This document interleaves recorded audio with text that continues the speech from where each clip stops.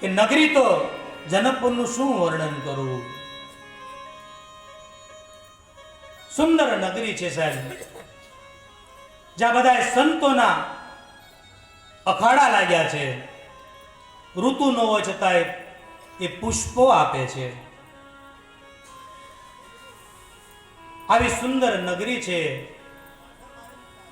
માં કિશોરીનો ત્યાં જન્મ થયો છે. હવે માં સીતાજીનો અહીંથી પ્રવેશ થાય છે. એકવાર સીતા માતાની જય જયકાર બોલાવીએ. બોલ શ્રી ક્ષિરેજરાજ કિશોરી કી જય. સંતો કહે છે જો માં સીતાજી રામચરિતમાનસમાં ન હોય તો રામચરિતમાનસની કથા ન થાય. ને જગતની માં હવે પ્રવેશ કરે છે. આ બાજુ ભગવાન કહે છે કે બાપજી આપના માટે પુષ્પ અમે લઈ આવી. પુષ્પ વાટિકામાં પ્રવેશ કરે છે. માળી નાચવા મળે છે. માં ભવાનીનું મંદિર છે. પગથિયા પર હીરા મોતી માણેક લગાડ્યા છે. સુંદર સરોવર છે.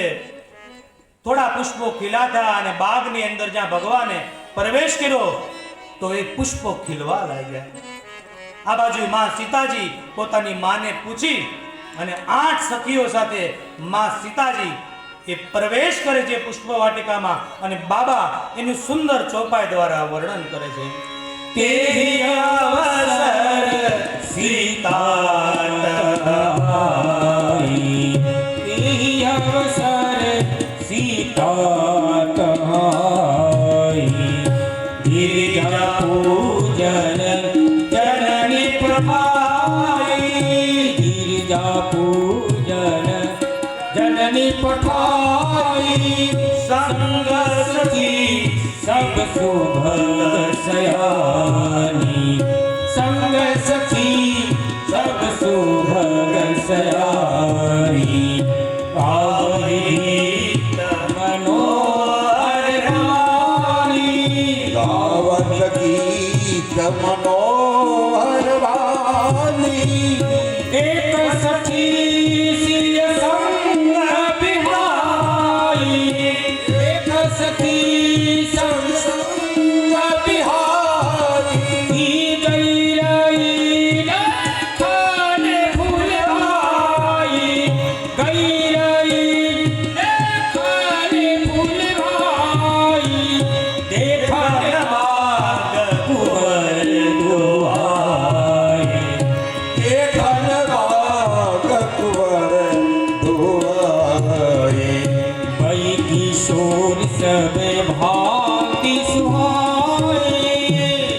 किशोर सब बाति सुहाए, श्याम गौर दीपिका बखानी, श्याम गौर दीपिका बखानी, गिरा नयन नयन बिलुभानी, गिरा नयन नयन बिलुभानी, तेहि अवसर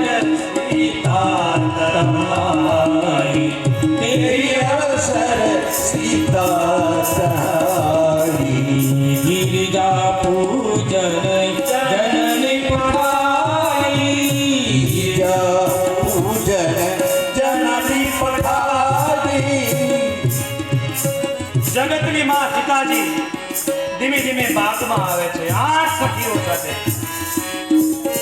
એમાં એક સખી એ બગીચો જોવા રહી જાય છે અને બગીચો જોતી જોતી રામ અને લક્ષ્મણને જોઈ જાય. જેવા રામ લક્ષ્મણને જોયા સીધી દોડતી ગઈ સીતા પાસે. એ સીતા ચાલ મારી સાથે. ક્યાં? એ રાજકુંવરને જોવા, જેને કાલે રાત્રે જનકપુરને રૂપમાં ડૂબાડ્યું. અરે સખી, એ રાજકુંવર કેવા છે એ તો બતા. એનું વર્ણન ન થઈ શકે. જાસો બિલો કી અલૌકિક શોભા. મારી આંખે જોયું પણ આંખને જીભ નથી, નજર તો મૂંગી છે. એના માટે સીતા તારે મારી સાથે ચાલવું પડશે. ચાલ, પૂજા પછી કરજે. અને જગતની માં ભગવતી સીતાજી પાછળ અને સખી આગળ આ ગુરુ છે. આજ સખી આગળ ગુરુ બની છે. એની પાછળ પગલે પગલે સીતાજી ચાલે અને રામ દર્શનની બતાવવા લઈ જાય ને એ ગુરુના પગલે ચલાય તો રામ દર્શન થાય. ધીમે ધીમે ધીમે જાય છે. આ બાજુ રામ અને લક્ષ્મણ બગીચામાં પુષ્પો છૂટે છે અને માં સીતાજી ધીમે ધીમે જાય છે તો ઝાડની ડાળીને હટાવે તા કટીકંદોરાનો અવાજ આવે, હાથના પાયલનો અવાજ આવે, પગના પેંજનનો અવાજ આવે અને બાબા લખે છે કંકણ કિંકિણીનો ધૂની સુની, કંકણ કિંકિણીનો ધૂની સુની. કહત લખન સન રામ હૃદય ગુની, કહત લખન સન દયા ગુની. કંકણ કિંકિણીનો ધૂની સુની, કંકણ કિંકિણીનો ધૂની. પગના પાયલ, હાથના પેંજન અને કટીકંદોરાનો જે અવાજ આવ્યો ત્યાં રામ અને લક્ષ્મણ પુષ્પો છૂટતા હતા. રામ ચારે બાજુ જોવા લાગ્યા. લક્ષ્મણ આ અવાજ શાનો? અખિલ બ્રહ્માંડનો માલિક આંખનો પલકારો કરે, સૃષ્ટિનો પ્રલય કરી નાખે. આજ માં ભગવતીના પાયલના અવાજથી ચારે બાજુ જોવે. લક્ષ્મણ અવાજ શાનો? ધીમે ધીમે માનો અવાજ આવે છે, પાયલનો, કટીકંદોરાનો અને પેંજનનો અવાજ આવે છે. અવાજ સાંભળે ભગવાન ચારે બાજુ જોવે છે. એવામાં આઠ સખીઓ સાથે માં સીતાજી આવે છે. પ્રભુ રામ એને જોઈ જાય. લક્ષ્મણનો હાથ પડીએ. લક્ષ્મણ तात जनक ધન્યાય સોઈ, तात जनक धन्याय सोई. ધનુષ જગ્ય જેહી કારણ હોઈ, धनुष्य जगति कारण होई. જાસુ વિલોકી અલૌકિક શોભા, जासु विलोकी अलौकिक शोभा. સહજ પુનીત મોરે મનુશોભા, सहज पुनीत मोर मनु शोभा. હે રઘુવંશીલ કર સાજ સુભાઉ, રઘુવંશીલ कर सहज सुभाव.